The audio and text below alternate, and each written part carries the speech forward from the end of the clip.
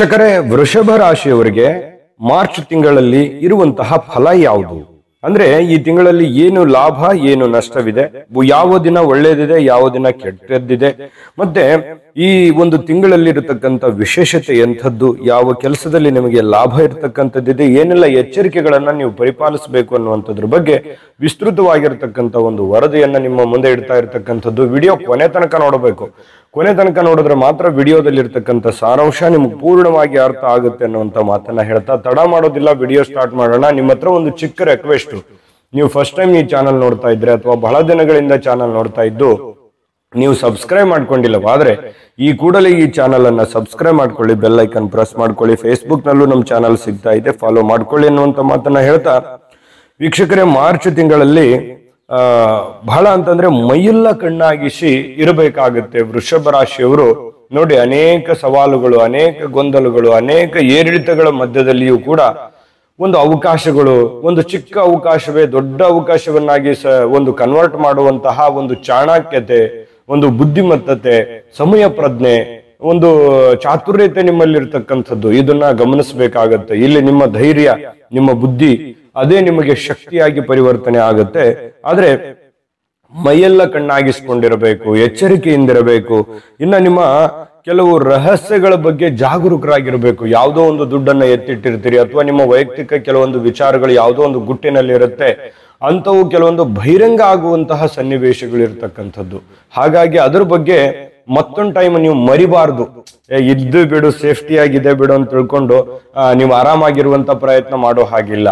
ಹೌದಾ, ಇದೆಯಾ, ನಾನು ಎತ್ತಿಟ್ಟಿರುವಂತ ವಸ್ತು ಇದೆಯಾ, ನಾನು ಎತ್ತಿಟ್ಟಿರುವಂತ ದುಡ್ಡಿದೆಯಾ, ಅಥವಾ ನನ್ನ ಗುಪ್ತವಾದಂತ ವಿಚಾರಗಳ ಬಗ್ಗೆ ಗುಪ್ತವಾಗಿನೇ ಇದೆಯಾ, ಅಥವಾ ಎಲ್ಲೋ ಲೀಕೇಜ್ ಆಗ್ತಾ ಇದೆಯಾ, ಎಲ್ಲಿ ಲೀಕೇಜ್ ಆಗ್ಬಹುದು, ನಾನು ಏನು ಎಚ್ಚರಿಕೆಯನ್ನ ವಹಿಸಬಹುದು ಅದರ ಬಗ್ಗೆ ಅನ್ನುವಂಥದ್ರ ಬಗ್ಗೆ ಮತ್ತೊಮ್ಮೆ ನೀವು ಕುಳಿತುಕೊಂಡು ಆತ್ಮವಿಮರ್ಶೆ ಮಾಡ್ಕೋಬೇಕು. ಮತ್ತೊಮ್ಮೆ ಯೋಜನೆಯನ್ನ ರೂಪಿಸ್ಕೋಬೇಕಾಗುತ್ತೆ.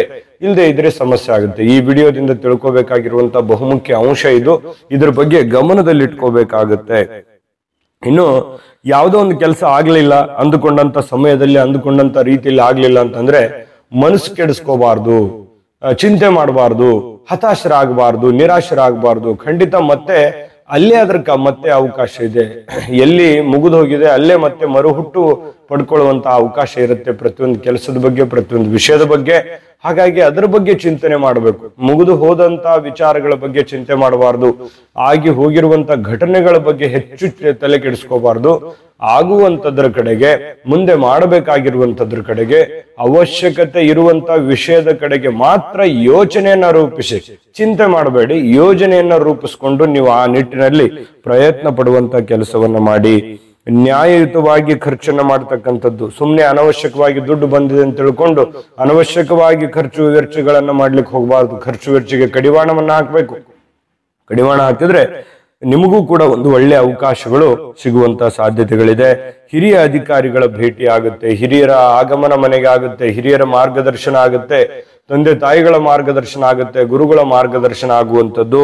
ಹಿರಿಯರಿಂದ ಯಾವುದೋ ಒಂದು ಸಲಹೆ ಸೂಚನೆ ಇತ್ತು ಅಂತಂದ್ರೆ ಆ ಸಲಹೆ ಸೂಚನೆಗೆ ಹೆಚ್ಚಿನ ಒತ್ತನ್ನ ಕೊಡಿ, ಬೆಲೆಯನ್ನ ಕೊಡಿ. ಖಂಡಿತವಾಗಿ ಒಂದು ಒಳ್ಳೆ ಫಲ ಸಿಗುತ್ತೆ.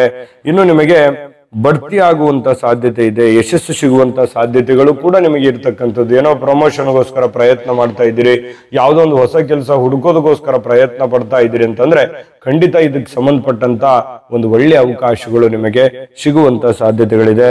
ಇನ್ನು ಪ್ರಯಾಣ ಆಗುವಂತ ಸಾಧ್ಯತೆ ಇದೆ. ಚಿಕ್ಕ ಪುಟ್ಟದಾಗಿ ಪ್ರಯಾಣ ಮಿತವಾಗಿರಲಿ. ಅನವಶ್ಯಕವಾದ ಪ್ರಯಾಣ ಆಯ್ತು ಅಂದ್ರೆ ಸಮಯ, ದುಡ್ಡು ಎರಡು ವ್ಯರ್ಥ ಆಗುವಂತ ಸಾಧ್ಯತೆ ಇರುತ್ತೆ.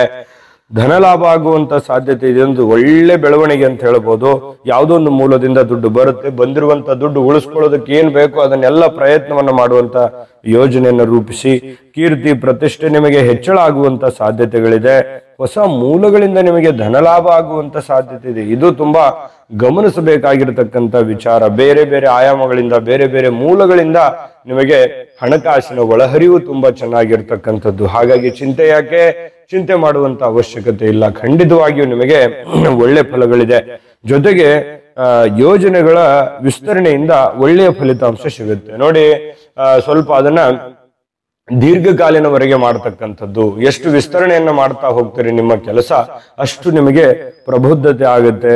ನಿಮ್ಮ ವ್ಯಾಪಾರ ಉದ್ಯೋಗ ವಹಿವಾಟು ಮಾಡುವಂತ ಕೆಲಸ ಕಾರ್ಯಗಳಲ್ಲಿ ಅಭಿವೃದ್ಧಿ ಆಗುವಂತಹ ಸನ್ನಿವೇಶಗಳು ಇಲ್ಲಿ ಕಂಡು ಬರ್ತಾ ಇರತಕ್ಕಂಥದ್ದು. ಇನ್ನು ಬಹಳ ಇಂಟ್ರೆಸ್ಟಿಂಗ್ ಪಾಯಿಂಟ್ಗಳು ಈ ವಿಡಿಯೋದಲ್ಲಿ ಸಿಗುತ್ತೆ, ಅದನ್ನೆಲ್ಲ ನೀವು ತಿಳ್ಕೋಬೇಕಾಗುತ್ತೆ.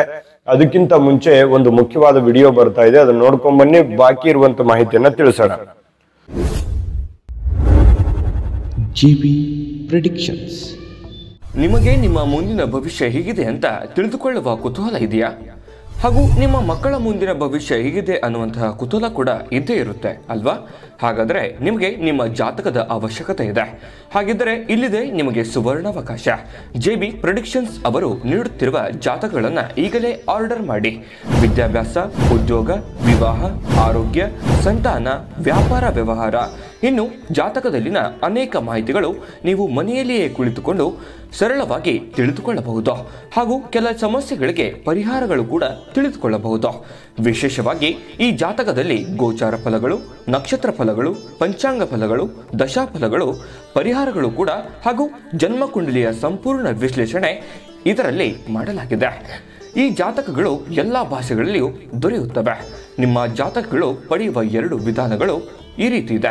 ಮೊದಲನೇ ವಿಧಾನ, ನಿಮ್ಮ ವಾಟ್ಸಪ್ ಸಂಖ್ಯೆಗೆ PDF ಫೈಲ್ನ ಮೂಲಕ ಕಳಿಸಲಾಗುತ್ತದೆ. ನೀವು ಇದನ್ನ ಮೊಬೈಲ್ನಲ್ಲಿಯೇ ಉಪಯೋಗಿಸಬಹುದು. ಇದನ್ನ ಪ್ರಿಂಟ್ ಕೂಡ ಹಾಕಿಸಿಕೊಳ್ಳಬಹುದು.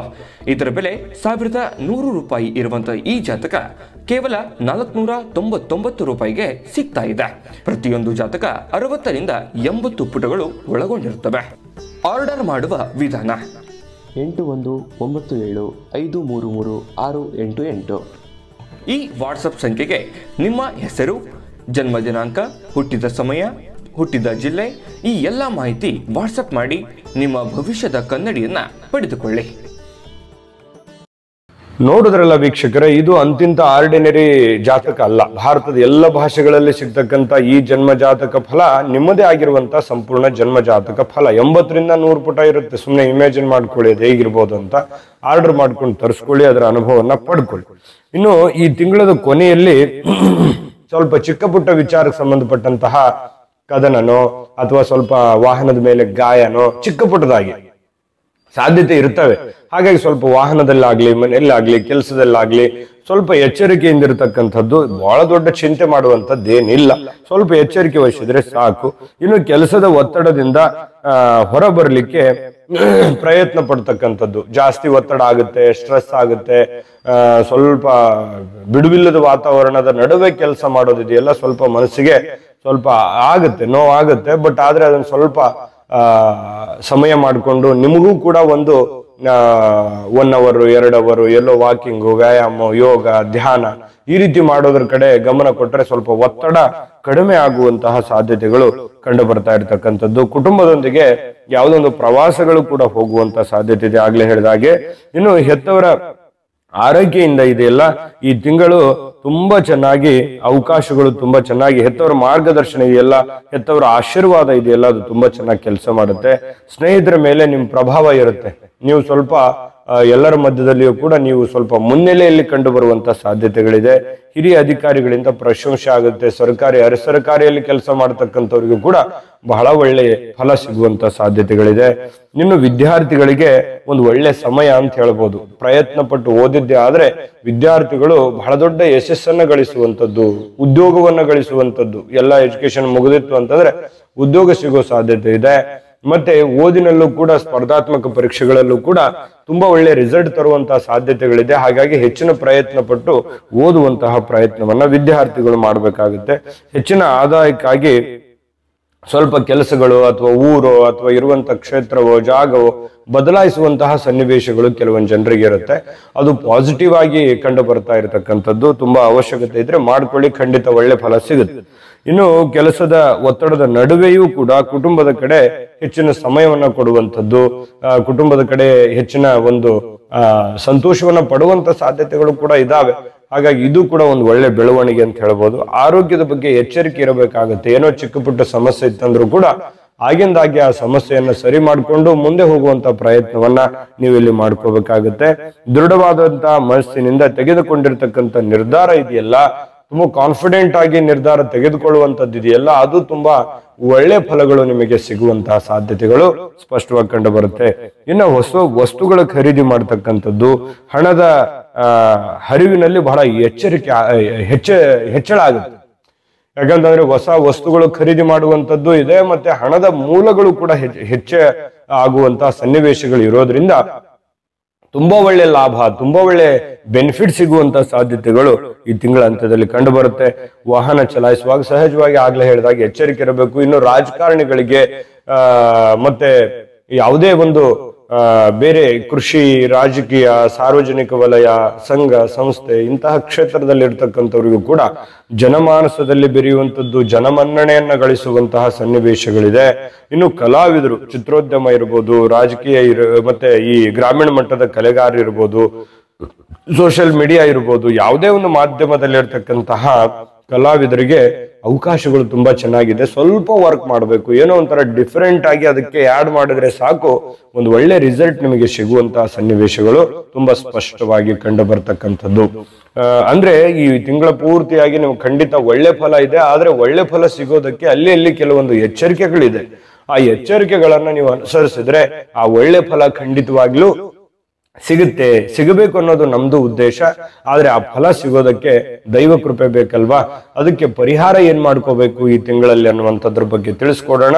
ಅದಕ್ಕಿಂತ ಮುಂಚೆ ಈ ವಿಡಿಯೋ ನಿಮಗೆ ಹೇಗೆ ಅನಿಸ್ತು, ಇಷ್ಟ ಆಗಿದ್ರೆ ಲೈಕ್ ಮಾಡಿ, ಶೇರ್ ಮಾಡಿ, ನಮ್ಮ ಚಾನಲ್ ಸಬ್ಸ್ಕ್ರೈಬ್ ಮಾಡ್ಕೊಳ್ಳಿ, ಬೆಲ್ ಐಕಾನ್ ಪ್ರೆಸ್ ಮಾಡ್ಕೊಳ್ಳಿ. ಫೇಸ್ಬುಕ್ ಅಲ್ಲೂ ನಮ್ಮ ಚಾನಲ್ ಸಿಗ್ತಾ ಇದೆ, ಫಾಲೋ ಮಾಡ್ಕೊಳ್ಳಿ ಅನ್ನುವಂತ ಮಾತನ್ನ ಹೇಳ್ತಾ ಬನ್ನಿ ವೀಕ್ಷಕರೇ, ಮಾರ್ಚ್ ತಿಂಗಳಲ್ಲಿ ವೃಷಭ ರಾಶಿಯವರು ಏನು ಒಂದು ಪರಿಹಾರ ಮಾಡ್ಕೋಬೇಕು ಅಂತಂದ್ರೆ ನೋಡಿ, ಶ್ರೀ ದಕ್ಷಿಣಾಮೂರ್ತಿ ಸ್ತೋತ್ರವನ್ನ ಪಠಣ ಮಾಡತಕ್ಕಂಥದ್ದು, ಗುರು ದತ್ತಾತ್ರೇಯನ ಸೇವೆಯಿಂದ, ಗುರು ರಾಘವೇಂದ್ರನ ಆರಾಧನೆಯಿಂದ ಬಹಳ ಒಳ್ಳೆ ಫಲ ನಿಮಗೆ ಸಿಗುವಂತಹ ಸನ್ನಿವೇಶಗಳು ಕಂಡು ಬರ್ತಾ ಇರತಕ್ಕಂಥದ್ದು.